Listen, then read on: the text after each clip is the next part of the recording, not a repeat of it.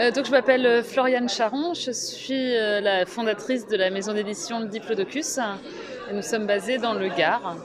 Voilà. Alors on n'a pas de ligne éditoriale à proprement parler parce qu'en fait, donc on est deux à travailler au Diplodocus et en fait on marche au coup de cœur, donc on publie les projets qu'on reçoit qui vraiment nous touchent, nous plaisent. Après on réfléchit aussi si ça va plaire aux enfants, si c'est adapté. Donc après il y a quelque chose qui se dessine quand même, des thématiques assez actuelles, des illustrations plutôt colorées et pareil avec des techniques différentes à chaque fois, mais voilà, il y a peut-être en regardant les livres, ouais, on voit quelque chose un peu précis dessiné, mais on a une série, enfin deux séries, mais sinon voilà, on a des formats différents, voilà, des sujets différents aussi.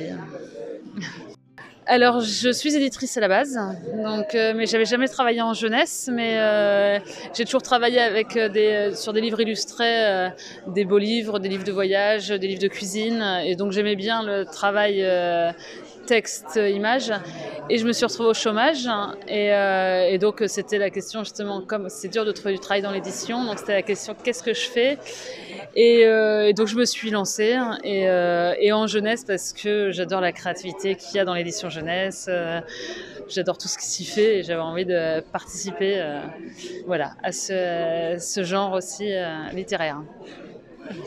Non, ça c'est pas possible.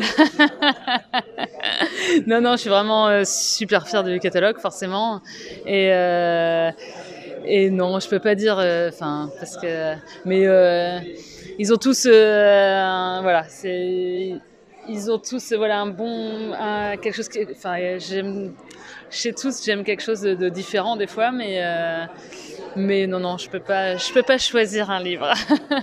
Alors, déjà, on a là nos deux futures parutions en exclusivité un peu. Donc, il y a Maison Tremble de Johan Colombier-Vives qui va sortir la semaine prochaine.